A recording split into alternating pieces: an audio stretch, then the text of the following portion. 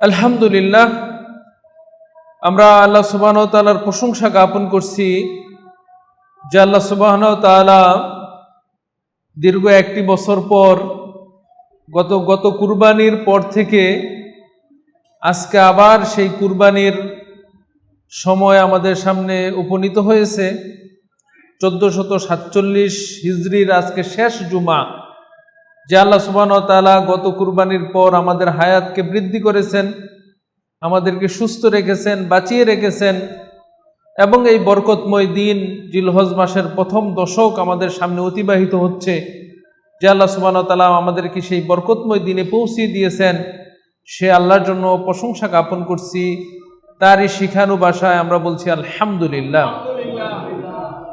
দুরুদ এবং সালাম বর্ষিত হোক আমাদের প্রিয় নবীর প্রতি, যাকে আল্লাহ সুবহানাহু ওয়া তাআলা শ্রেষ্ঠ নবী করেছেন, সর্বশেষ নবী করেছেন। তারপরে আর কোনো নবী আসবে না। তিনি আমাদেরকে সকল বিষয়ের শিক্ষা দিয়েছেন, কিভাবে আমরা এই বরকতময় দিনগুলি অতিবাহিত করব, কিভাবে কুরবানি করব, কিভাবে আল্লাহর নৈকট্য অর্জন করব। এই বিষয়গুলি তিনি আমাদেরকে শিখিয়েছেন, হাতে কলমে শিখিয়েছেন, নিজে বাস্তবায়ন করেছেন। সেই নবীর জন্য দুরুদ এবং সালাম বর্ষিত হোক। আল্লাহুম্মা সাল্লি আলাইহি আল্লাহুম্মা বারিক আলাইহি। সম্মানিত জুমা জামাতের উপস্থিত মুসল্লিয়ানে কেরাম, আল্লাহ সুবহানাহু ওয়া তাআলা তার এই সময়ের মধ্যে কিছু সময়কে তিনি বরকতময় করেছেন, কিছু সময়কে তিনি গুরুত্বপূর্ণ ফজিলতময় করেছেন অন্য সময় থেকে। যেমনিভাবে তিনি কোনো ব্যক্তিকে মর্যাদাবান করেছেন অন্য ব্যক্তিদের থেকে, কোনো স্থানকে তিনি ফজিলতময় করেছেন অন্য স্থান থেকে, অনুরূপভাবে তিনি এই জিলহজ মাস, বছরের 12টি মাসের সর্বশেষ মাস, এই মাসের প্রথম দশক, এই সময়গুলিকে তিনি অন্য সময়ের চেয়ে ফজিলতপূর্ণ করেছেন। সাধারণত রমজান মাস আসলে আমরা ইবাদত করি বা ইবাদত করার জন্য একটু আগ্রহ প্রকাশ করি এবং রমজান মাসের গুরুত্ব, মর্যাদা, মাহাত্ম্য এগুলিকে মূল্যায়ন করে আমরা সিয়াম সাধনার পাশাপাশি তারাবির সালাত, কোরআন তেলাওয়াত, দান সদকা অনেক ইবাদত করি আমরা। কিন্তু সাধারণ রমাদানের দিনগুলোর চেয়ে এই দিনগুলোকে হাদিসের ভাষায় বেশি ফজিলতপূর্ণ বলা হয়েছে। কিন্তু আমাদের কাছে এই দিনগুলি আসলে ওই রকম গুরুত্ব বহন করে না।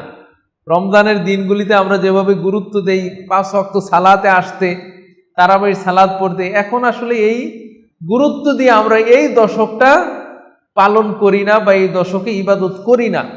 অথচ এই দশক রমাদানের সাধারণ দিনের চেয়েও অধিক গুরুত্বপূর্ণ।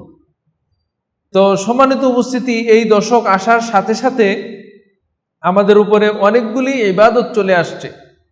যেমন সামনে আরাফার দিবস রয়েছে, তারপরে আপনার ঈদুল আজহা উদযাপন রয়েছে।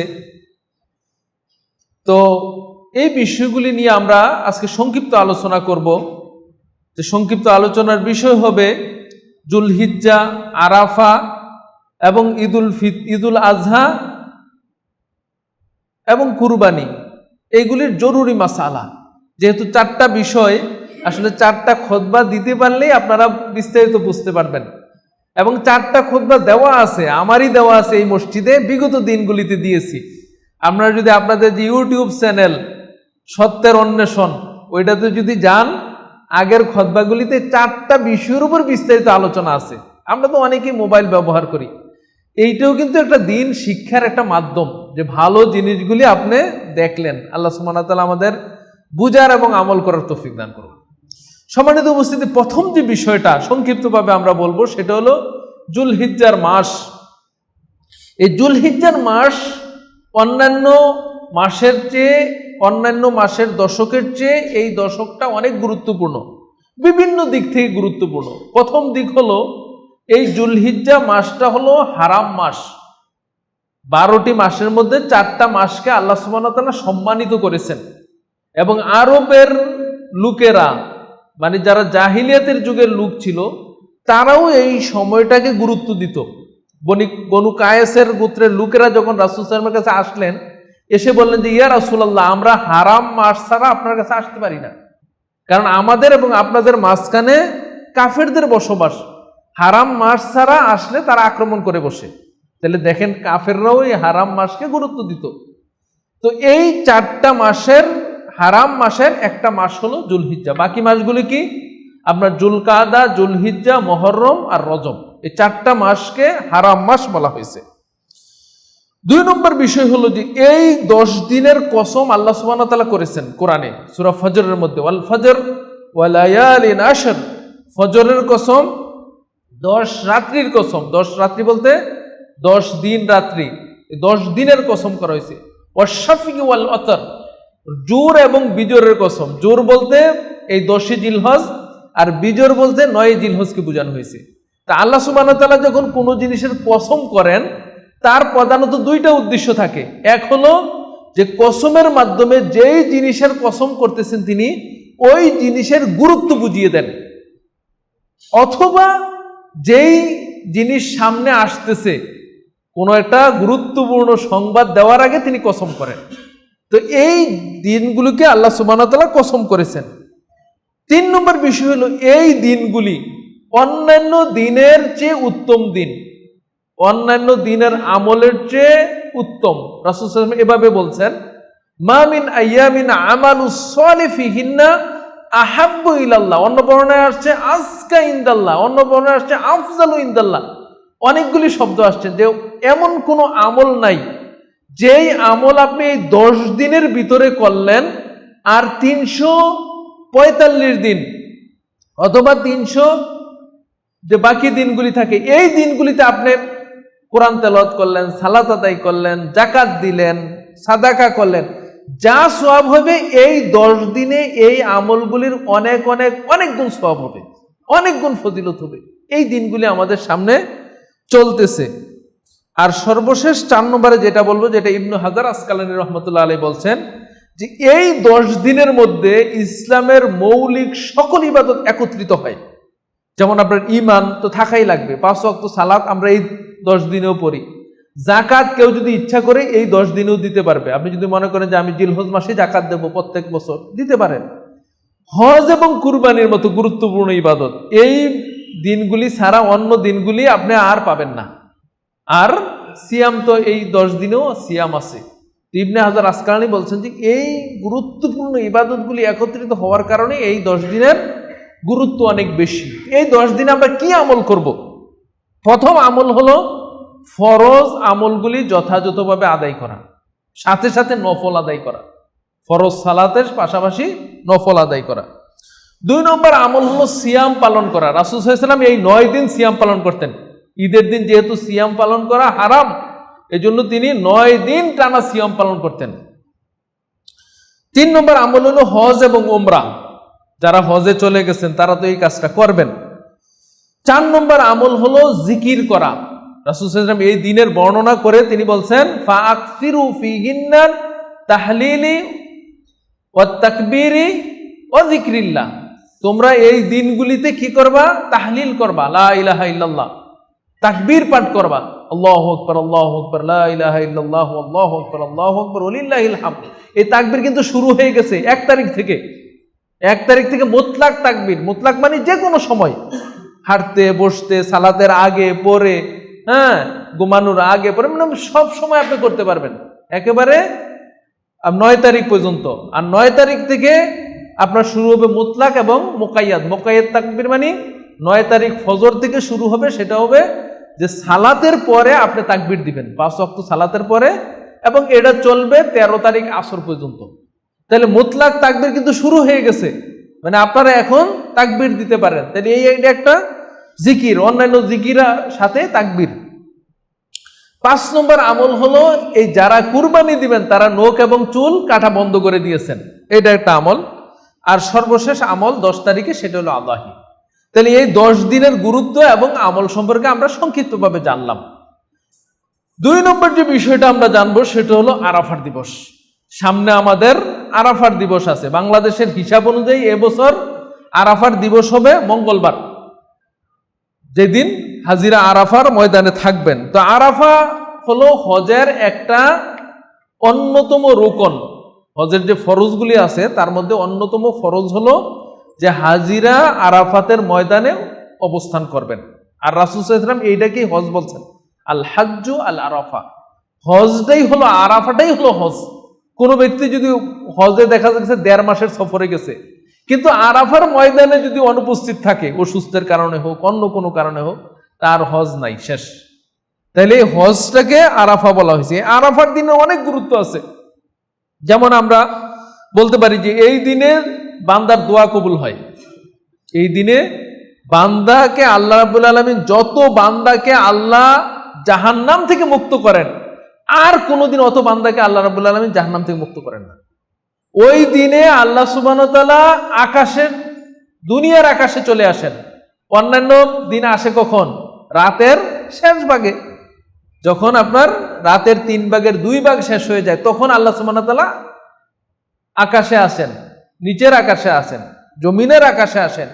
আর এই দিন, আরাফাতের দিন, একমাত্র একটা দিন, যে দিন আল্লাহ সুবহানাহু ওয়া তাআলা দিনের বেলা আপনার চলে আসেন। কোথায়? এই আপনার আকাশের মধ্যে, জমিনের যে আকাশ, এখানে তিনি চলে আসেন। এবং ইন্নাহু লায়াদনু, এবং তিনি বান্দার নিকটবর্তী চলে আসেন। সুম্মা ইউবাহি বিহিমুল মালাইকা, অতঃপর তিনি ফেরেশতাদেরকে দেখে দেখে তিনি মানে বলতে থাকেন যে দেখো আমার বান্দারা, যে যারা হজ করতে এসেছে, একই কাপড়, একই বাক্য, একই আমল তারা করতেছে, লাব্বাইক আল্লাহুম্মা লাব্বাইক বলে হাজার হাজার লাখ লাখ হাজি আজকে আপনার আরাফার ময়দানে উপস্থিত হয়ে গেছে। শুধু আমার দয়া ভিক্ষা করতেছে তারা। অনেকে হয়তো অনেক দেশের প্রেসিডেন্ট, অনেকে হয়তো অনেক দেশের অনেক টাকার মালিক, কিন্তু আজকে এক কাপড়ে, একই পোশাকে, কোনো অহংকার নেই, সেই আজকে চলে আসে। এটা দেখিয়ে আল্লাহ সুবহানাহু ওয়া তাআলা গর্ব প্রকাশ করেন ফেরেশতাদের সামনে। সম্মানিত উপস্থিতি, এবং এই দিনে সবচেয়ে বেশি আল্লাহ সুবহানাহু ওয়া তাআলা মানুষকে জাহান্নাম থেকে মুক্ত করেন। দেখেন, একটা লোক হয়তো অনেক অন্যায় করেছে, পাপ করেছে, কিন্তু তিনি হজটা সহি পন্থায় হালাল টাকায় করে সমস্ত পাপ মোচন করে দিয়েছে। এবং ইবলিস সবচেয়ে বেশি কান্নাকাটি করিয়ে দিন, যে একটা লোককে হয়তো 30, 40, 50 বছর তাকে গোমরাহির মধ্যে রেখেছে, হারামে, একবার শিরিক বিদাতে, অন্যায়, অশ্লীলতা, একদম জাহান্নামের দ্বার প্রান্তে নিয়ে গেছে। আর একই দিনে তিনি এই 9 তারিখে আরাফাতের ময়দানে উপস্থিত হয়ে গেছেন, আল্লাহর কাছে প্রার্থনা করেছেন, আল্লাহ কবুল করে নিয়েছেন, জান্নাতের অধিবাসী হয়ে গেছে। কান্না আর কান্না ইবলিসের, যে আমি এতদিন পরিশ্রম করলাম, আর একদিনে আল্লাহ সুবহানাহু ওয়া তাআলা তাকে জান্নাতের অধিবাসী করে দিল। সম্মানিত উপস্থিতি, এই আরাফার দিনে আমাদের করণীয় কি? যারা হজে থাকবেন তাদের করণীয় হলো তারা জোহর আসর, জোহরের ওয়াক্তে আদায় করবেন। আদায় করে তারা দোয়াতে লিপ্ত হয়ে যাবেন। আরাফার দিনের হাজিদের একটাই কাজ, আরাফাতের ময়দানে উপস্থিতি এবং দোয়া, শুধু দোয়া করবে। সেই আপনার যারা হজে গেছেন তারা জানেন যে জোহর থেকে নিয়ে একদম মাগরিব পর্যন্ত, মাগরিবের আজান হওয়ার পর্যন্ত আরাফার ময়দানে থাকতে হয়। আজান হওয়ার পরে তারা মুজদালিফায় চলে যাবে এবং ওইখানে যে এশা এবং মাগরিব একসাথে পড়বে। এটা হলো হাজিদের কাজ। আমরা যারা হজে যাই নাই, আমরা যারা আছি, আমাদের কাজ কি? প্রথম কাজ হলো সিয়াম। আপনি তো 9 দিনে সিয়াম রাখার চেষ্টা করবেন। যদি না পারেন তাহলে আরাফার দিন যাতে মিস না হয়। আরাফার দিন এত গুরুত্বপূর্ণ দিন যে হাজিরা হজের মধ্যে থাকবে আর আপনি সিয়ামের মধ্যে থাকবেন, মানে সারা বিশ্বের মুসলমান ইবাদতে লিপ্ত। আর এটা দেখেই তো আল্লাহ সুবহানাহু ওয়া তাআলা ফেরেশতাদের কাছে গর্ব প্রকাশ করেন যে দেখো আমার বান্দারা। 2 নম্বর আমল হলো দোয়া। দোয়াকে যা আফজালুদ দোয়াই ইয়াউমুল আরাফা, আরাফাতের দিনের দোয়া আল্লাহর কাছে প্রিয় দোয়া। এই দিন আল্লাহ সুবহানাহু ওয়া তাআলা দোয়া শোনার জন্য, আহ্বান শোনার জন্য নিচের আকাশে নেমে চলে আসেন। তো এই দিন বেশি বেশি দোয়া পাঠ করা, আমরা যারা হজে যাই নাই তারা দোয়া পাঠ করা, একদম তাকবীরে মুকাইয়াত শুরু হয়ে যাবে। আরাফার দিন ফজর থেকে তাকবীরে মুকাইয়াত শুরু হয়ে যাবে। এই দিনের সিয়াম সম্পর্কে রাসূল সাল্লাল্লাহু আলাইহি ওয়াসাল্লাম বলছেন কি, ইউকাফিরু সানাতাল্লাতি কাবলাহা ওয়া সানাতাল্লাতি বাদাহা। অন্য riwayate আসছে সানাতাল মাদিয়া ও সানাতাল বাকিয়া, মানে এই একদিনের সিয়াম আগের 1 বছর এবং পরের 1 বছরের 2 বছরের গুনাহের কাফারা হয়ে যাবে। নফল আপনার সাগিরা গুনাহের কাফারা হয়ে যাবে। তাহলে এই একটা দিনের সিয়াম যাতে আমাদের মিস না হয়, আমরা তো রাখবো, আমাদের মা বোন যারা আছে তাদেরকে বলবো, আমাদের যারা সন্তান আছে রাখার মতো তাদেরকে বলবো, সবাই মিলে একটা সিয়ামের আমেজ যাতে তৈরি হয়, এটা আমরা চেষ্টা করব এখন থেকে। মঙ্গলবারে, সোমবারে রাতে আপনারা সাহারি খাবেন এবং মঙ্গলবারে এই সিয়াম পালন করার চেষ্টা করবেন। আল্লাহ আমাদেরকে আরাফার দিনের যথাযথ মূল্যায়ন করার, গুরুত্ব দেওয়ার তৌফিক দান করুন। 3 নম্বর যে বিষয়টা আমরা আলোচনা করব সেটা হলো কুরবানি। আসলে এই জিলহজ মাস আসলে আমাদের একটাই প্রস্তুতি থাকে, সেটা হলো কুরবানি। কিভাবে কুরবানি করব, কিভাবে পশু ক্রয় করব, কিভাবে আপনার কি করব, এই একটা নিয়ে চিন্তা। এই যে আমলের দিকে আর আমাদের কোনো চিন্তা নাই।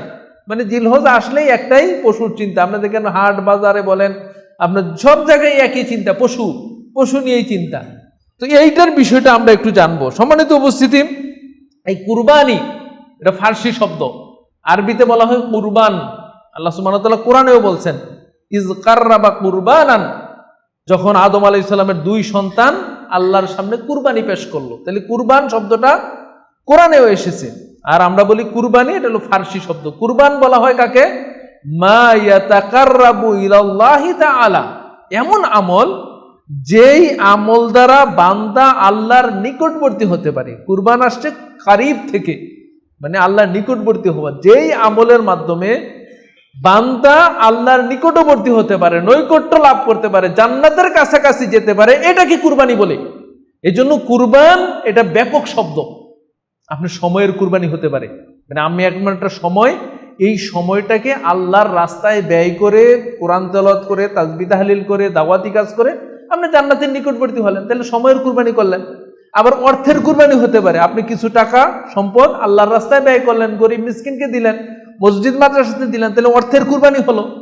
সময়ের কুরবানি হতে পারে, অর্থের কুরবানি হতে পারে, আপনার শরীর স্বাস্থ্যের, আপনি মানে শরীরকে আল্লাহর রাস্তায় ব্যয় করলেন, ইবাদতে মগ্ন হলেন, তাহলে এটার কুরবানি হতে পারে। তো কুরবানি এটা ব্যাপক শব্দ।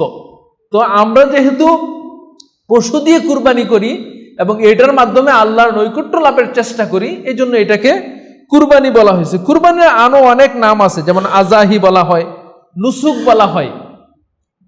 ইন্নাস সালাতি ওয়া নুসুকি, কোরআনে আসছে যে হে রাসূল আপনি বলে দিন আমার সালাত এবং আমার কুরবানি, ওয়া মাহইয়ায়া ওয়া মামাতি, আমার হায়াত এবং আমার মউত লিল্লাহি রাব্বিল আলামিন, আল্লাহ সুবহানাহু ওয়া তাআলার জন্য। তাহলে কুরবানির আরেকটা শব্দ নুসুক। আরেকটা শব্দ আছে নাহার। নাহার বলা হয় ওই উটকে কুরবানির করার পদ্ধতি। উটকে কুরবানি করে কিভাবে? আমরা যেমন গরু একদম শোয়াই তারপর জবাই করি, এরকম না, ওরা উটকে কুরবানি করে। নহর মানে একটা আপনার দাঁড়ালো ছুরি দিয়ে উটের আপনার আপনার এই কণ্ঠনালীর নিচে একটু মানে ইয়া করে দেয়, মানে একটু আঘাত করে, রক্ত জড়তে জড়তে জড়তে জড়তে উটটা যখন পড়ে যায় তখন তাকে জবাই দিয়ে দেয়। এটাকে নাহার বলা হয়েছে। যেমন আমরা সূরা কাউসার কি বলা হয়েছে? ফাসাল্লি লিরাব্বিকা ওয়ানহার, আপনি সালাত আদায় করুন এবং নহর করুন, মানে কুরবানি করুন। আরেকটা শব্দ আসছে হাদি। হাদি বলা হয় ওই যারা হজে যায় তাদের কুরবানিটাকে হাদি বলা হয়। যারা হজের মধ্যে কোনো ত্রুটি করে ফেলে, অথবা যারা কেরান হজ করে, অথবা তামাত্তু হজ করে, তাদের জন্য একটা পশু কুরবানি করা লাগে, এটাকে বলা হয় হাদি। তো সম্মানিত উপস্থিতি, তাইলে কুরবানির অনেকগুলি শব্দ এসেছে। 3 নম্বর যেটা বলবো আমরা, যে কুরবানির হুকুম কি। কুরবানির হুকুম নিয়ে একটু মতভেদ আছে আমাদের সমাজে। ইমাম আবু হানিফা রহমতুল্লাহ আলাই এর মতে হলো কুরবানি ওয়াজিব। এই জন্য দেখবেন হানাফিরা কুরবানিকে খুব গুরুত্ব দেয়, মানে যাদের কুরবানি অর্থ আছে, সামর্থ্য আছে, তাদের কুরবানি ওয়াজিব বলেন তারা। এই মতটাকে সমর্থন করেছেন ইবনু তাইমিয়া রহমতুল্লাহ আলাই। কিন্তু জমহুর উলামায়ে কেরাম, ইমাম মালিক, ইমাম শাফি, ইমাম আহমদ ইবনে হাম্বল এবং ইমাম আবু ইউসুফ হানাফি মাযহাবের, তারা বলছেন যে এটা হলো সুন্নতে মুআক্কাদা, গুরুত্বপূর্ণ সুন্নত, কিন্তু আপনাকে করতেই হবে যে কোনো মূল্যে, এরকম না। এই জন্য আবু বকর রাদিয়াল্লাহু তাআলা আনহু এবং উমর রাদিয়াল্লাহু তাআলা আনহু, এই উম্মতের 2 জন শ্রেষ্ঠ ব্যক্তি, তারা তাদের সামর্থ্য থাকা সত্ত্বেও মাঝে মধ্যে কুরবানি করতেন না। কেন? এই জন্য যে তারা বুঝতে পারে লোকজন যে কুরবানি আসলে ওয়াজিব না, ফরজ না, করতেই হবে এমন না, বরং আপনার যদি সামর্থ্য থাকে আপনি করলেন। কিন্তু আমাদের সমাজে কুরবানিটাকে কি দেখা হয়? মান সম্মানের বিষয়, যে কুরবানি করবে না, অসম্মান মনে করে অনেকে। সালাত না বললে তার মান সম্মান যায় না, যাকাত না দিলে মান সম্মান যায় না, হজের ফরজ হয়েছে কিন্তু হজ করে না, তার মান সম্মান যায় না। কিন্তু কুরবানি না দিলে মানে অসম্মান হয়ে যায়। সম্মানিত বুঝতে আমরা আসলে কোন আমলের কতটুকু গুরুত্ব এটা বুঝতে আসলে সক্ষম হই নাই, মানে আমরা অক্ষম হয়েছি। কুরবানি যদি আপনাদের সমাজে কেউ না দেয়, তাকে বাঁকা চোখে দেখার কোনো বিষয় না, কারণ ফরজ ইবাদত না। এরকম অনেক সুন্নতে মুআক্কাদা তো আপনি অহরহই ছাড়তেছেন। আপনি জোহরের 6 রাকাত হলো সুন্নতে মুআক্কাদা, তা আপনি অনেকেই তো দেখা যায় আইসে জামাতে ধরছেন 2 রাকাত না পড়ে চলে গেছেন, মানে সুন্নতে মুআক্কাদা আপনি ইয়া করলেন। তো কুরবানি দেওয়া নিঃসন্দেহে ফজিলত কাজ, মানে কুরবানি তো অনেক ফজিলত কাজ। রাসূল সাল্লাল্লাহু আলাইহি ওয়াসাল্লাম কুরবানি ফরজ হওয়ার পর, মানে কুরবানি শুরু হওয়ার পরে তিনি কোনো বছর কুরবানি দেওয়া বাদ রাখেন নাই। বিদায় হজের মাঠে তিনি 100 উট কুরবানি করেছেন। আপনার সামর্থ্য থাকলে দিবেন আপনি, কিন্তু কেউ যদি না দেয় এটা অসম্মান হয়ে গেছেন এটা নয়, বরং ফরজ ইবাদত যদি আপনার ছেড়ে দেন, সালাত আদায় করেন না, যাকাত দেন না, পর্দা ফরজ হয়েছে আপনার মেয়ে স্ত্রীকে পর্দায় রাখে না, ওইটা বরং বাঁকা চোখে দেখার বিষয়। কারণ আপনি ফরজ লক্ষণ করতেছেন, যেটার জন্য আপনাকে আল্লাহ সুবহানাহু ওয়া তাআলা জিজ্ঞাসাবাদ করবেন, আপনাকে শাস্তি ভোগ করতে হবে। কিন্তু আপনার সামর্থ্য থাকা সত্ত্বেও বিভিন্ন কারণে যদি আপনি কুরবানি না দেন, ইনশাআল্লাহ এটার জন্য শাস্তি ভোগ করতে হবে না ইনশাআল্লাহ। তো সম্মানিত উপস্থিতি, তাইলে কুরবানির হুকুম আমরা বলবো এটা সুন্নাতে মুআক্কাদাটাই জমহুর উলামায়ে কেরামগণ এবং অনেকেই গ্রহণ করে নিয়েছেন। তা আমরা আশা করি যদি কেউ ওয়াজিব মনে করে এটাকে দিয়ে থাকে তাহলে তো খুব ইয়া হবে এরকম না, এটা গুরুত্বপূর্ণ একটা বিষয়। 4 নম্বর যে বিষয়টা কুরবানি নিয়ে বলবো সেটা হলো কুরবানির ইতিহাস। কুরবানিকে একটা ঐতিহাসিক ইবাদত, আদম আলাইহিস সালামের সন্তান থেকে শুরু হয়েছে এবং কিয়ামত পর্যন্ত চলবে ইনশাআল্লাহ। আদম আলাইহিস সালামের সন্তানদের কুরবানি সম্পর্কে সূরা মায়েদার মধ্যে বিস্তারিত আলোচনা এসেছে যে আদম আলাইহিস সালামের 2 সন্তান আল্লাহর কাছে কুরবানি পেশ করলেন, একজনেরটা আল্লাহ কবুল করলেন, আরেকজনেরটা কবুল করলেন না। এখন কবুল যে হলো এটা বুঝলো কিভাবে? তৎকালীন যুগে কুরবানির ব্যবস্থা কি ছিল? খাওয়ার ব্যবস্থা ছিল না। আমরা তো কুরবানি আগ্রহ কেন মানুষের? কারণ একদম ফ্রেশ মাংসটা পাচ্ছেন আপনি, গোশতটা পাচ্ছেন আপনি। এটা যদি সবটাই আল্লাহর রাস্তায় দেওয়া লাগতো তাহলে বোঝা যেত যে মানুষের আগ্রহ কেমন। তা আদম আলাইহিস সালামের যুগে কুরবানি দেওয়া মানে আপনি রেখে আসবেন একটা জায়গায়, যার কুরবানি কবুল হবে আকাশ থেকে আগুন এসে এটাকে বশীভূত করে দিবে, এটাকে জ্বালিয়ে পুড়িয়ে দিবে। তো এক ভাইয়ের কুরবানিকে আল্লাহ কবুল করলেন মানে জ্বালিয়ে পুড়িয়ে দিলেন, আরেক ভাইয়ের কুরবানিকে আল্লাহ সুবহানাহু ওয়া তাআলা কবুল করলেন না মানে জ্বালিয়ে পুড়িয়ে দিলেন না। তখনকার যুগে খাওয়ার ব্যবস্থা ছিল না, কিন্তু আল্লাহ সুবহানাহু ওয়া তাআলা আমাদেরকে রহম করেছেন কিভাবে দেখেন।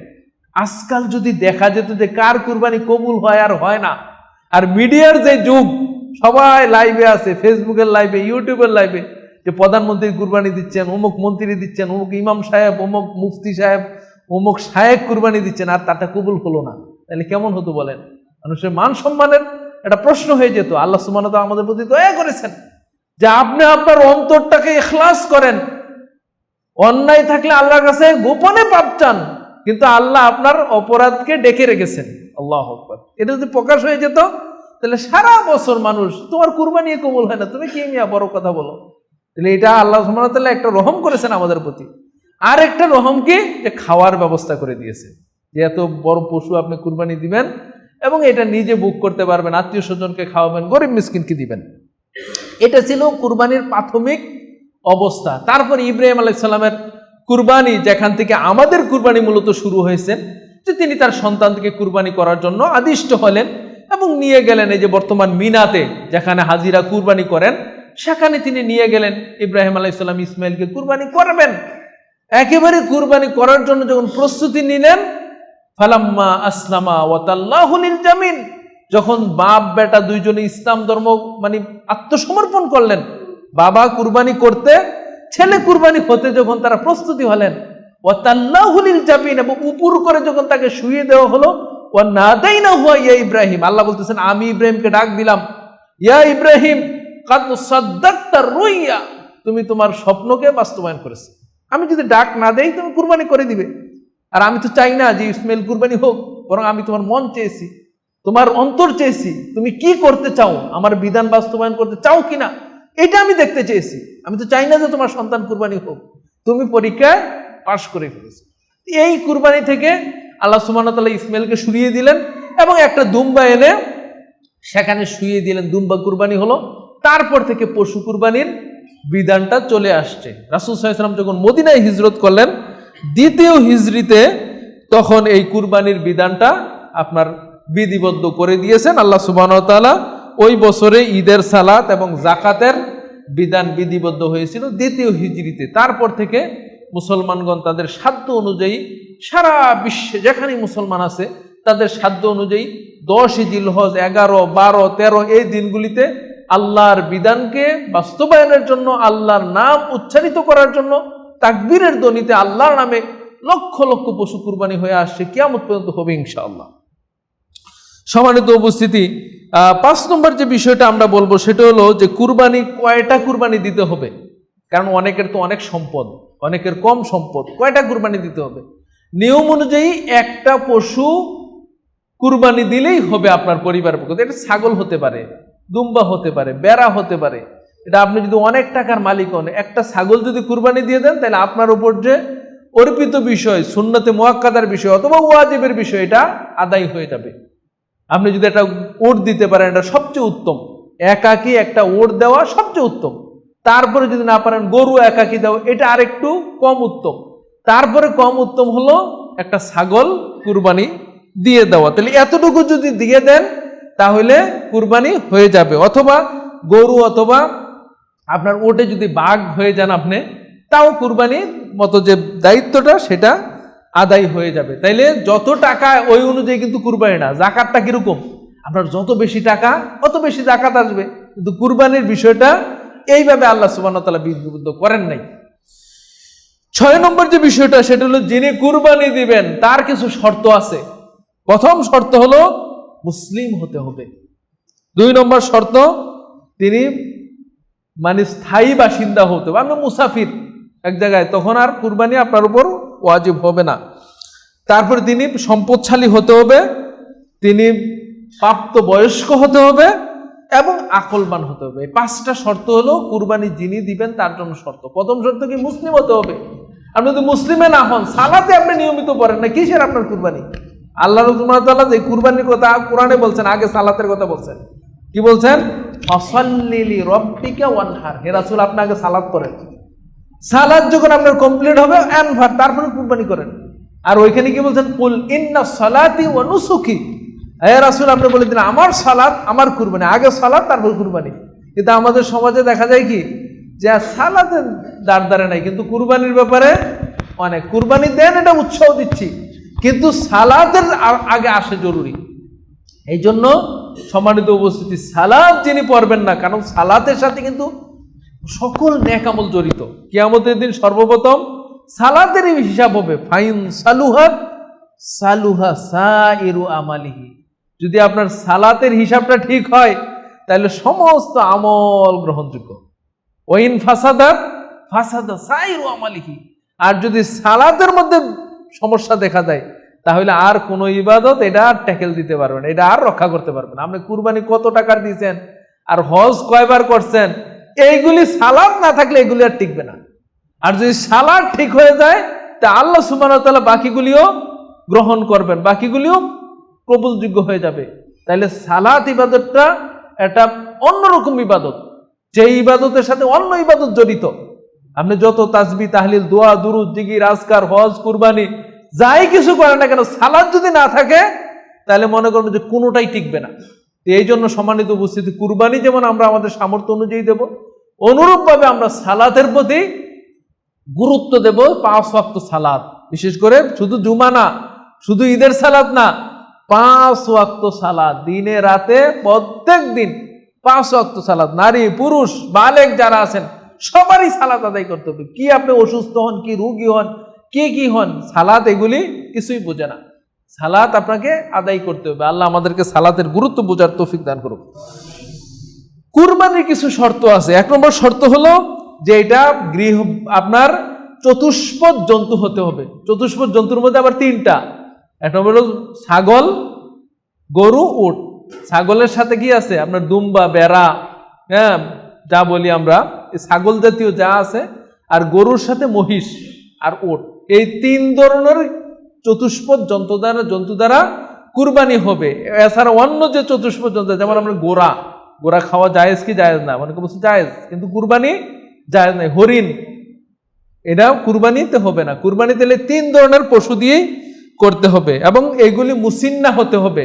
মুসিন্না মানে একটা পাপ বয়স, দাঁতের সাথে বলা হয়েছে যে দাঁত, এক দাঁত ভেঙে আরেক দাঁত উঠতে হবে, কারণ পশুর তো আর জন্ম নিবন্ধন নাই যে 2 বছর, মানে বয়সের ক্ষেত্রে বলা হয়েছে কি যে ছাগলের 1 বছর, গরুর 2 বছর, উটের 5 বছর। এটা বুঝবেন কিভাবে? বুঝবেন হলো আপনার ঘরে যদি লালিত পালিত হয় তাহলে, অথবা দাঁত দেখে, দাঁত ভেঙে যখন পুরাতন দাঁত ভেঙে যখন নতুন দাঁত উঠবে, এটা কিন্তু অনেক খেয়াল করে না। মোটা তাজা দেখছে নিয়ে আসছে কিন্তু দাঁত এখনো হয় নাই, কারণ এটা কুরবানির শর্ত পূর্ণ হয় নাই। তাহলে এই বিষয়টা আপনাকে দেখতে হবে যে আপনার ছাগলের ক্ষেত্রে একটু করা হয়েছে যে যদি না পাওয়া যায় তাহলে একটু মোটা তাজা হয়, তাইলে 1 বছরের কমকে মানে একটু শিথিল করা হয়েছে। কিন্তু গরু উটের ক্ষেত্রে কোনো শিথিলযোগ্য নাই, 2 বছর হওয়াই লাগবে, নাহলে দাঁত ভাঙ্গাই লাগবে। এবং 3 নম্বর শর্ত হলো যে দোষমুক্ত হতে হবে। 4 নম্বর হলো যে আপনি যে জবাই করবেন এটার মালিক হতে হবে। এটা চুরি করে নিয়ে আসলেন, ধরে নিয়ে আসলেন, আইনি জবাই করে দিন আল্লাহর রাস্তায় না, আগে মালিক হতে হবে। এবং শেষে বলা হয়েছে যে জবাইয়ের সময় জবাই করতে হবে। আপনি নিয়ে আসলেন ঈদের সালাত, জবাইয়ের সময় কোনটা?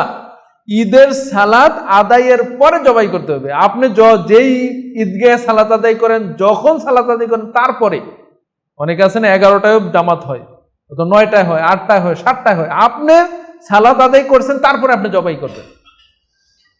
কি কি আপনার দোষে কুরবানি হয় না?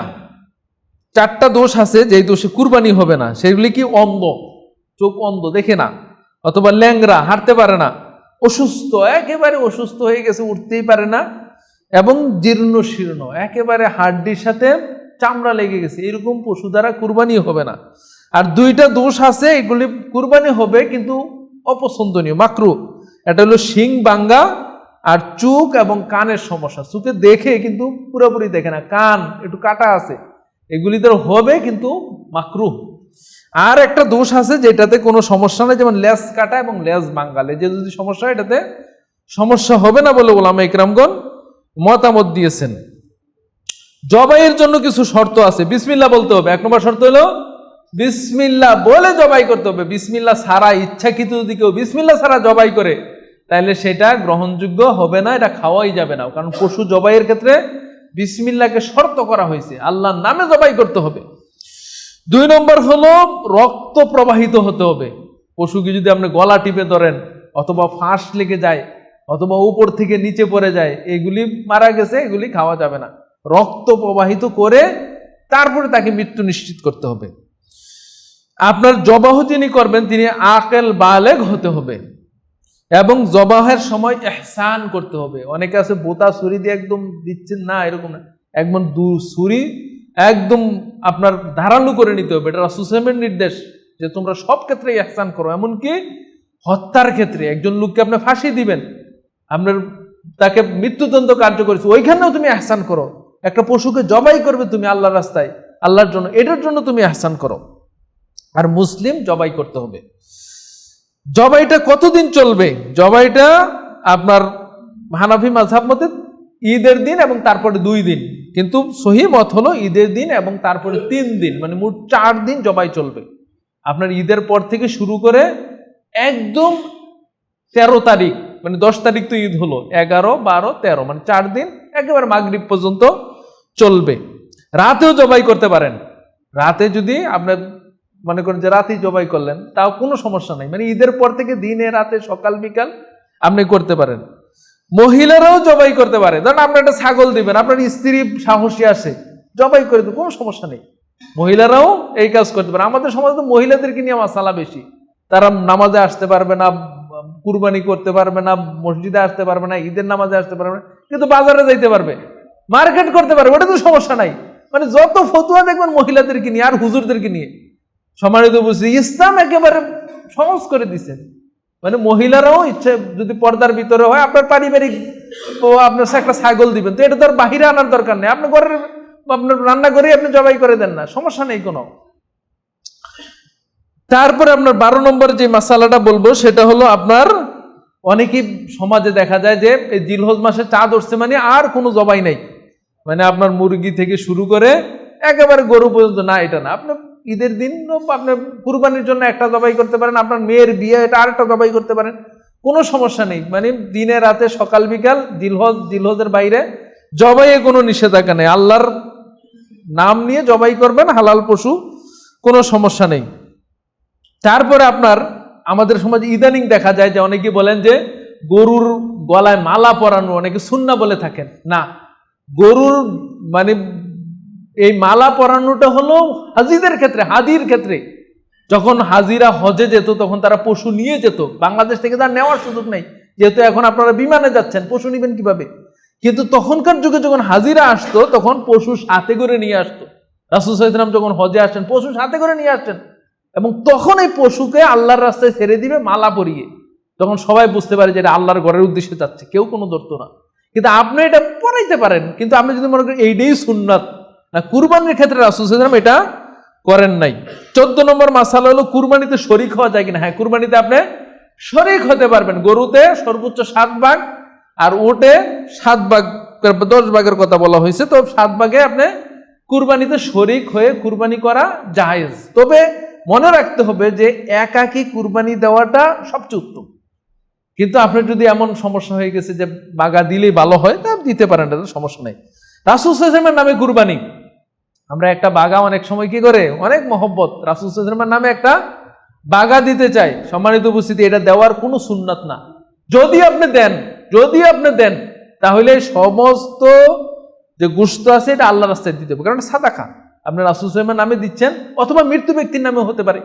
অনেকে মৃত্যু ব্যক্তির নামে একটা বাগা দেন অথবা একটা কুরবানি দেন, মৃত্যু ব্যক্তির নামে দেন, রাসূল সাল্লাল্লাহু আলাইহি ওয়াসাল্লামের নামে দেন, যারই নামে দেন, অন্যের নামে দিলে এটা সাদাকা দিচ্ছেন আপনি, এটা নিজে খেতে পারবেন না, গরিবদের মধ্যে দিয়ে দিতে হবে। তবে এটা সুন্নাহ না, সাহাবীগণ করেন নাই। তারপরে আপনার ঋণ করে কুরবানি, এটা অনেকেই প্রশ্ন করেন যে ঋণ করে কুরবানি দেওয়া যায় না। ঋণের বিষয়টা দুইভাবে হতে পারে। 1 নম্বর যদি হতে পারে যে আপনার এক জায়গা থেকে টাকা আসার কথা ছিল কিন্তু টাকা আসে নাই, বেতন স্যালারি হওয়ার কথা ছিল কিন্তু ঈদের বন্ধের কারণে হয় নাই, একজনের টাকা দিতে চাইছিল হয় না, মানে আপনার কাছে টাকা আছে কিন্তু কুরবানি দেওয়ার মতো হাতে নগদ টাকা নাই, এটা আপনি দিতে পারেন। কিন্তু এমন যদি হয় যে আপনার সংসারই চলে না, আপনি ঋণ করলে আরো ঋণ বাড়বে, তাহলে কুরবানি দেওয়ার দরকার নেই, আপনার উপর তো ওয়াজিব করেন নাই কুরবানি। তাহলে এমন অবস্থায় যে ঋণ আপনার শোধ করার মতো সামর্থ্য আছে, তাহলে ঋণ করে দিতে পারেন। কুরবানির সাথে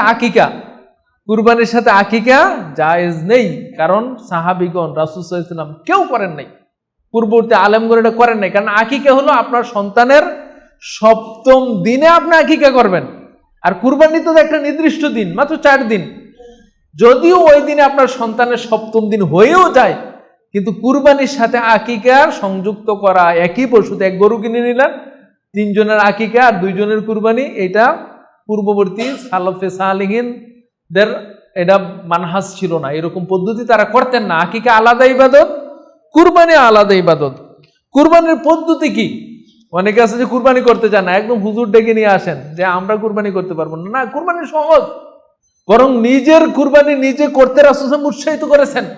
আপনি কুরবানি কি আপনার বাংলাদেশের প্রেক্ষাপটে দক্ষিণ দিকে মাথা করে আপনি শোয়াবেন, আর যিনি কুরবানি জবাই দিবেন তিনি কিবলামুখী হবেন, মানে পশ্চিমমুখী হবেন, তিনি পশুর পূর্ব দিকে থাকবেন, থেকে বিসমিল্লাহ বলে আপনি জবাই দিয়ে দিবেন, একদম সহজ পদ্ধতি। দোয়া কি পড়তে হবে? অনেকে আছে দোয়ার ভয়ে কুরবানি করতে চান না। কুরবানির সর্বনিম্ন দোয়া হলো বিসমিল্লাহ।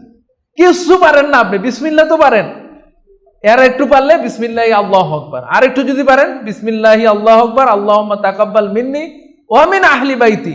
আপনি না পারলে শুধু বিসমিল্লাহ বলেই আপনি ছুরি চালিয়ে দিবেন, কুরবানি হয়ে যাবে ইনশাআল্লাহ। তারপরে আপনার কুরবানির গোশত বন্টন করা। কুরবানির গোশত আমাদের বলা হয় 3 ভাগে দিতে হবে। সম্মানিত উপস্থিতি, 3 ভাগ মানে 1/3 করে দিতে হবে এরকম না। আপনি নিজে খাবেন, আত্মীয় স্বজনকে খাওয়াবেন, গরিব মিসকিনকে দিবেন। কম বেশি হতে পারে, আপনার সমাজে গরিব অনেক বেশি, কুরবানির লোকজন কম দিয়েছে, তাহলে আপনি বেশিরভাগ দিয়ে দেন। কিন্তু দেখা যায় যে গরিব অল্প কয়জন, 5-7 জন, 10-15 জন, কিন্তু কুরবানি দিয়েছেন 50-60 জন, তখন তো আপনার গরিবকে এত দিলে তারা এটা রাখাও তো একটা ঝামেলা হবে। তাদের সামর্থ্য অনুযায়ী আপনার তাদের প্রয়োজন অনুযায়ী দেন, আর আপনার প্রয়োজন অনুযায়ী আপনার রাখেন। 3টা খাতে দিতে পারেন, কম বেশি হলে কোনো সমস্যা নেই। তারপরে আপনার লেবার দিয়ে কুরবানি, এখন তো বর্তমানে মানে এটা খুব শহর অঞ্চলে নিজেরাই কুরবানিতে শরীক হয় না, লেবার দিয়ে কুরবানি করতে পারেন, কিন্তু আলাদা টাকা দিতে হবে। গোশত দিয়ে মজুরি দেওয়া যাবে না। গোশত এমনি দিতে পারেন, লেবার মানুষ একটা, কিন্তু এটা যাতে মজুরির মধ্যে কোনো প্রভাব না পড়ে। গোশত বিক্রি করা যাবে কিনা? না, যিনি কুরবানি দিবেন তিনি গোশত বিক্রি করতে পারবেন না। কিন্তু যিনি কুরবানি দিবেন না, যখন ফকির মিসকিন আছে বা যাদেরকে আপনি দিলেন, তিনি অনেক গোশত হয়ে গেছে, কি করবে এগুলি আবার বিক্রি করতে পারবেন। ওই গোশত আবার আপনি ইচ্ছা করলে কিনে আনতে পারবেন। ধরেন আপনি গোশত দিচ্ছেন, আপনি একজনকে 5 কেজি দিচ্ছেন, 2 কেজি দিচ্ছেন, 10 কেজি, ওরা 20 কেজি গোশত হয়ে গেছে একজন ফকিরের, সে 20 কেজি গোশত কি করবে? তিনি ধরেন মেরা দিয়ে বাজারে নিয়ে বিক্রি করার জন্য বসে গেছেন। আপনি গেলেন বাজারে, দেখলেন যে আরে অন্য সময় তো 700 টাকা 800 টাকা কেজি, এখন হলো 500 টাকা কেজি, আপনি নিয়ে আসলেন, কোনো সমস্যা নেই, ওই ক্রয় ব্যয়ের সমস্যা নেই। কিন্তু যিনি কুরবানি দিবেন তিনি কুরবানির মাংস বিক্রি করতে পারবেন না। যিনি কুরবানির মাংস পাইবেন, অন্যের কাছ থেকে পাইবেন, ওইটা তিনি বিক্রি করতে পারবেন না। চামড়ারও একই অবস্থা, চামড়া আপনি বিক্রি করতে পারবেন না। তবে চামড়া বিক্রি করে এই টাকা আপনি গরিব মিসকিন মাদ্রাসাতে দিয়ে দিবেন। কুরবানির উদ্দেশ্য কি? কুরবানির উদ্দেশ্য হলো আল্লাহর আমরা তাওহীদ প্রতিষ্ঠা করা। ফাসাল্লি লিরাব্বিকা ওয়ানহার, আল্লাহর জন্য কুরবানি করতে হবে। সুন্নাতে ইব্রাহিম, সুন্নাতে মুহাম্মদ, কুরবানি করা এটা সুন্নাত ইবাদত। এবং তাকওয়া অর্জন করা, আল্লাহর কাছে কুরবানির গোশত মাংস কিছুই যায় না। আপনার তাকওয়া, আপনার আল্লাহ ভীতি, আপনার অন্তরের যে বিষয়টা, সেটা আল্লাহ সুবহানাহু ওয়া তাআলা দেখেন। এবং আপনার আল্লাহর বরত্ব প্রকাশ করা। আল্লাহ এই যে এত বড় বড় পশু আপনার অধীনে আল্লাহ রাব্বুল আলামিন দিবেন, যে সাখারাহা লাকুম লিতুকাব্বিরুল্লাহ আলা মা হাদাকুম, আল্লাহ তোমাদেরকে যে হেদায়েত দিয়েছেন, এতগুলো পশু তোমার অধীনে করে দিয়েছেন, এই জন্য তুমি আল্লাহ তাকবীর পাঠ করো। এই জন্য আল্লাহু আকবার বলে, বিসমিল্লাহ আল্লাহু আকবার বলে জবাই দিতে হয়। কুরবানির প্রস্তুতি কিভাবে নিবেন? সম্মানিত উপস্থিতি, আমরা তো মনে করি যে অনেক বড় কুরবানির পশু নিয়ে নিছি, এটাই প্রস্তুতি। আসলে ইখলাসুন নিয়া, প্রথম হলো নিয়তের ইখলাস করতে হবে এবং তাকওয়া অর্জন করতে হবে। মানুষকে দেখানোর জন্য, নাম কামানোর জন্য, এইগুলি যাতে না থাকে। অনেকে আছে কুরবানির পশু ঘুরিয়ে ঘুরিয়ে দেখাচ্ছে যে অমুকের কুরবানি, এইগুলি করা আসলে উচিত না। মানে এটা হলো তাকওয়ার খেলাফ। এবং হালাল ইনকাম দিয়ে কুরবানি করা, কারণ এটা একটা অর্থনৈতিক ইবাদত। অর্থনৈতিক ইবাদতের ক্ষেত্রে হালালটা খুব জরুরি। হজে গেছেন, অর্থনৈতিক ইবাদত হালাল, কুরবানি অর্থনৈতিক ইবাদত হালাল। হালাল টাকার আপনার একটা ছোট্ট ছাগল হারাম টাকার অনেক বড় গরুর চেয়ে উত্তম, কারণ ওটা তো আল্লাহর কাছে কবুল হবে না। হয়তো দেখতে সুন্দর দেখাচ্ছে, নাম বড় হবে, কিন্তু আল্লাহর কাছে এটা কবুল হবে না। আল্লাহর কাছে কবুল করতে হলে হালাল কুরবানি করতে হবে। সম্মানিত উপস্থিতি, সর্বশেষ যেটা মাসালা, সেটা হলো অনেকেই বলে থাকেন যে কুরবানি না করে টাকা দিয়ে দিলে তো ভালো হয়। আমাদের সমাজে এটা ইদানিং দেখবেন, কুরবানি না করে টাকা দিয়ে দেন, হজে না যে টাকা গরিবদেরকে দিয়ে দেন। না, আপনি গরিবদের প্রয়োজন হলো গরিবদেরকে দিবেন, তাদেরকে সহযোগিতা করবেন, এইটা একটা বিষয়। কিন্তু কুরবানি বাদ দিয়ে আপনি কুরবানির টাকা গরিবদেরকে দিতে হবে, হজে না করে আপনি হজের টাকা গরিবকে দিতে হবে, এটাই ইসলামে বলে নাই। বরং আপনি দুইটাই করতে হবে, গরিব মিসকিনকেও সাহায্য সহযোগিতা করতে হবে, আপনার হজেও যেতে হবে, কুরবানিও করতে হবে, সকলটাই ইবাদত। অনেকে আবার এখন প্রাণী হত্যা, এটা খুব জোরে সুরে এখন চালু হয়েছে যে প্রাণী হত্যা হয়ে যাচ্ছে। তো প্রাণী হত্যা হবে না তো, এত বড় গরু এতগুলি, এটা আল্লাহর রাস্তায় জবাই হবে, কিন্তু আপনি যদি পশু জবাই না করেন, তো এগুলি এতগুলি পালবে কে? পরে বৃদ্ধ হয়ে যাবে, বড় হয়ে যাবে, এগুলি তখন কে করবে? আল্লাহ সুবহানাহু ওয়া তাআলা জেনে বুঝে সবকিছু, পৃথিবীকে আল্লাহ সুবহানাহু ওয়া তাআলা ভারসাম্যপূর্ণ করেছেন। পশ্চিমবঙ্গে দেখা গেছে যে এখন মুসলমানরা ঘোষণা দিয়েছে যে আমরা গরু কিনবো না, হিন্দুরাই আন্দোলন করতেছে যে আমাদের গরু না কিনলে আমরা কি করব। সম্মানিত উপস্থিতি, এগুলি আসলে আবেগে অনেক কিছু বলা যায়, কিন্তু বিবেকের কাছে, শরীয়তের কাছে যদি আপনি মাথা নত না করেন, তাহলে আপনার সমস্যা থেকেই যাবে। সম্মানিত উপস্থিতি, প্রাণ তো সবাই জায়গায় আছে। যে আপনি যে শাকসবজি খাবেন, এটারও প্রাণ আছে, গাছেরও প্রাণ আছে, তা আপনি কিছুই কাটবেন না? এগুলি তো আল্লাহ সুবহানাহু ওয়া তাআলা নিষেধ করেন না। এই জন্য আমরা শরীয়তের কাছে আত্মসমর্পণ করতে হবে। আল্লাহ আমাদেরকে বুঝার তৌফিক দান করুন। সর্বশেষ হলো ঈদের বিষয়টা, 2 মিনিটে আমরা বলে দিচ্ছি যে ঈদ একটা গুরুত্বপূর্ণ বিষয়। ঈদুল আযহা কিভাবে প্রস্তুতি নেব? ঈদের রাতের কোনো ফজিলত নাই। অনেকে বলে থাকে যে ঈদের রাতের অনেক ফজিলত, এই আমল সেই আমল, কোনোটাই সহি না। অন্যান্য রাতে যেই আমল, ঈদের রাতেও সেই আমল। ঈদের দিন সকালে প্রথমে গোসল, প্রথমে ফজরের পরে ফজরের সালাত আদায়, তারপরে গোসল হওয়া, পরিষ্কার পরিচ্ছন্ন কাপড় পরে আতর সুগন্ধি মেখে ঈদগাহে চলে আসবেন, এটা হলো প্রথম কাজ। এবং এই ঈদে না খেয়ে আসবেন, এই ঈদে কোনো কিছু খাবেন না, সকাল থেকে না খেয়ে থাকবেন। যদি সম্ভব হয় কুরবানি করে ওই কুরবানির গোশত দিয়ে যদি খেতে পারেন এটা উত্তম। আর যদি না পারেন তাহলে ঈদের সালাদ থেকে যে আপনার কুরবানি হওয়ার পরে এই যে নখ এতদিন কাটেন নাই এগুলি কাটতে পারবেন, খাওয়া দাওয়া করতে পারবেন। এই দিনে সিয়াম রাখা হারাম এবং সিয়াম রাখা যাবে না। এই দিন হলো খাওয়া দাওয়ার জন্য আল্লাহ সুবহানাহু ওয়া তাআলা দিয়েছেন। এবং ঈদের মাঠে, যেহেতু আমাদের মাঠ নেই, আপনার মসজিদে ঈদ হবে সকাল 7টায় ইনশাআল্লাহ। আপনারা আর ঈদের মাঠে হেঁটে আসতে হয়, হেঁটে যেতে হয়, এটা সুন্নাত। আর সম্ভব হলে রাস্তা পরিবর্তন করবেন, এক রাস্তায় আসবেন আরেক রাস্তায় যাবেন। ঈদের সালাতের পরে খুতবা শুনবেন এবং খুতবার শেষে কিছু কালেকশন হবে ঈদের মাঠে, দানের একটা বিষয় আছে। এবং ঈদের পরে আপনারা কুরবানি করবেন এবং পরস্পর আপনার তাহিয়া, ঈদের শুভেচ্ছা, আমরা ঈদের শুভেচ্ছা বলি, ঈদ মোবারক বলি, ঈদ মোবারকও বলা যায়, সমস্যা নাই। কিন্তু রাসূল সাল্লাল্লাহু আলাইহি ওয়াসাল্লামের সাহাবীরা একটা দোয়া পড়তেন, তাকাব্বালাল্লাহু মিন্না ওয়া মিনকুম, আল্লাহ আপনার এবং আমাদের আমলগুলি কবুল করুক। এই যে এত ইবাদত করতেছেন, এত কুরবানি করতেছেন, এত সালাত, যদি আল্লাহ কবুল না করে, এই জন্য ঈদের দিনে এই দোয়াটা পরস্পর করতে পারে। কোলাকুলি করা ঈদের একেবারে খুব একটা মানে ঈদ মানে কোলাকুলি, আসলে ঈদের সাথে কোলাকুলির কোনো সম্পর্ক নাই। রাসূল সাল্লাল্লাহু আলাইহি ওয়াসাল্লাম যার সাথে অহরহ দেখা হতেন সালাম দিতেন, মুসাফা করতেন। আর যার সাথে দীর্ঘ সময় 2 মাস 6 মাস 8 মাস 10 মাস পরে দেখা হতো, সালাম মুসাফার পরে কোলাকুলি করতেন। এখন দেখা গেলো ঈদের মাঠে এসে বা মসজিদে এসে আপনার বন্ধুর সাথে দেখা হচ্ছে, কোলাকুলি করলেন, কোনো সমস্যা নেই, এমনি কোলাকুলি করলেন, সমস্যা নেই। কিন্তু যদি মনে করেন যে এইটাই ঈদের সুন্নত, এইটাই ঈদের একটা অংশ, এইটাই করতে হবে, তাহলে কিন্তু সমস্যা আছে, কারণ এটা ইসলাম বাধ্যবাধকতা করেন নাই। তারপরে আপনার মহিলাদেরকে তো অবশ্যই নিয়ে আসবেন ঈদের নামাজে আসার জন্য। রাসূল সাল্লাল্লাহু আলাইহি ওয়াসাল্লাম বিশেষ প্রেসার মানে দিচ্ছেন যে মহিলারা যাতে অবশ্যই আসে।